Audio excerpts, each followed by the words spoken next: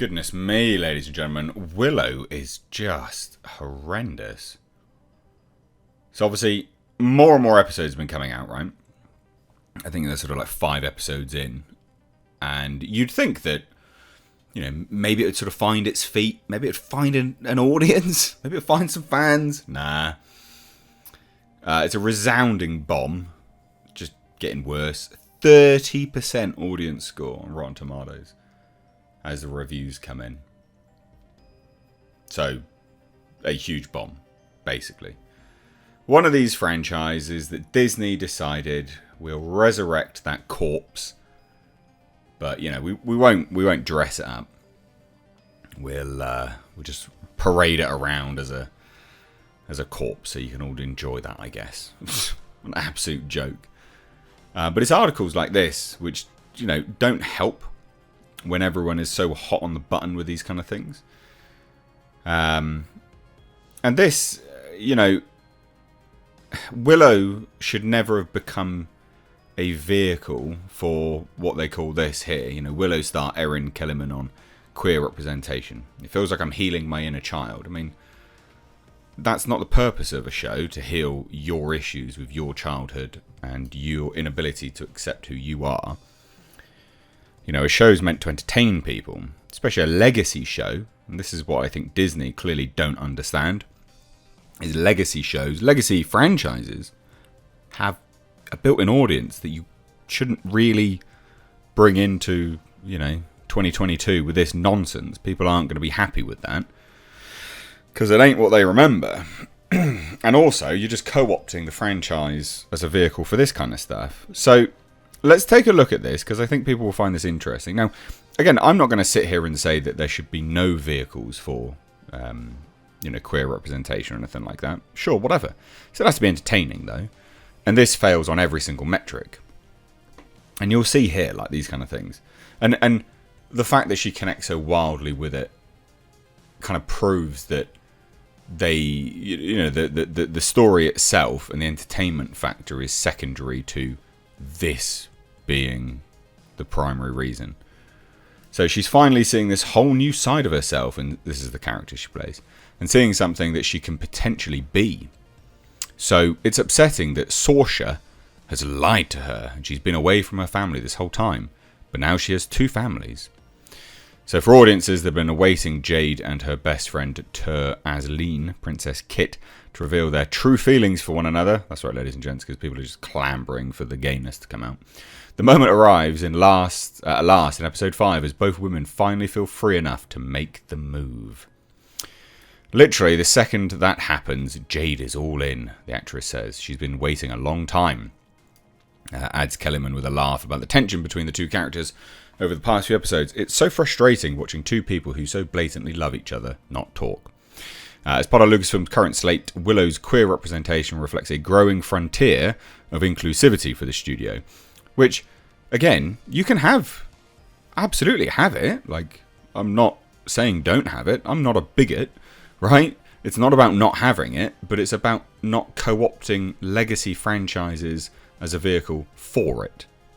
Or, at the very least, have it more as a matter of fact, rather than essentially the entire premise of the show since inception point, right? And this is the issue. So the show premiered just days after the season finale of Star Wars series Andor, which was a massive shame. We go from Andor to this crap. And they even say this, which also featured an openly queer relationship between characters Vel and Cinta. That was the most matter-of-fact relationship you'd ever see. That's how you do it. Very matter-of-fact. Very, very matter-of-fact. It's not parade. This is what I mean, right? There are ways of doing it, and there are ways to not do it. And in how you execute this level of representation, or you show these things, truly reveals the impetus behind actually featuring it in the first place. So Vel and Cinta, their relationship is there simply because, right? Yeah, sure, we'll add some people, whatever.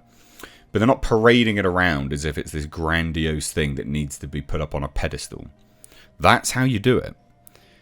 It's not a story where they're worried about being gay, Kellyman says about Jade and Kit's relationship. It's not a story where they're hypersexualized. It's just two people being in love.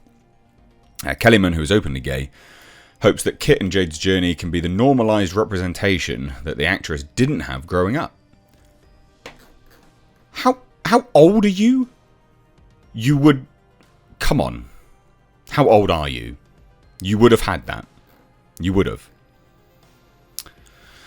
Having not seen these shows when I was younger, now being able to be the representation that I didn't have is something that is so special.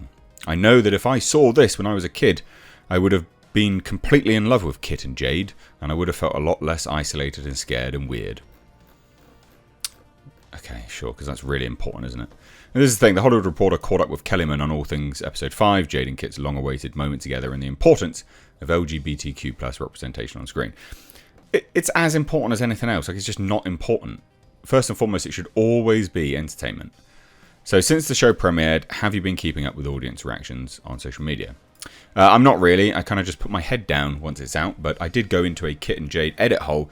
Ruby had sent me something, and I was like, I'm just going to have a little look on TikTok. I saw some edits, and I was like, whoa, this is really fun and cool, and people seem to be enjoying it. There's only a couple, but it was fun to watch. It's so cute.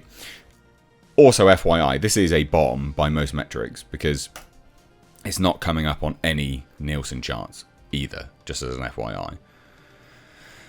So... It's a resounding bomb. They've not even done, I don't know, like 500 million minutes. It's a bomb. It's a huge bomb. Huge bomb. And this stuff, ultimately, it is divisive. You know, if you're looking to entertain people, you do it like Andor, right? Just matter of fact.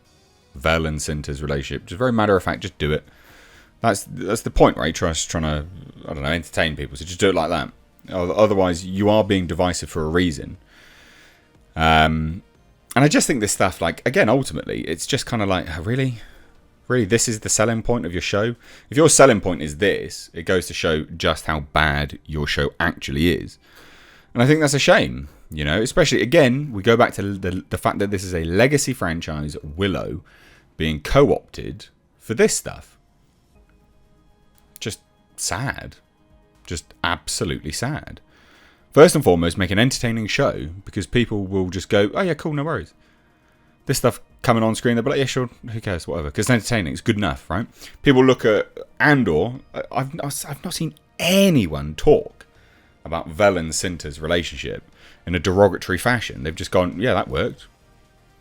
Because again, there are ways of doing it. This being so blatantly a co-opt of that, versus actually entertaining people. It's just a shame, really. So yeah, Willow, a resounding bomb. Will it get a season 2? Probably, because Disney loves flushing money down the toilet.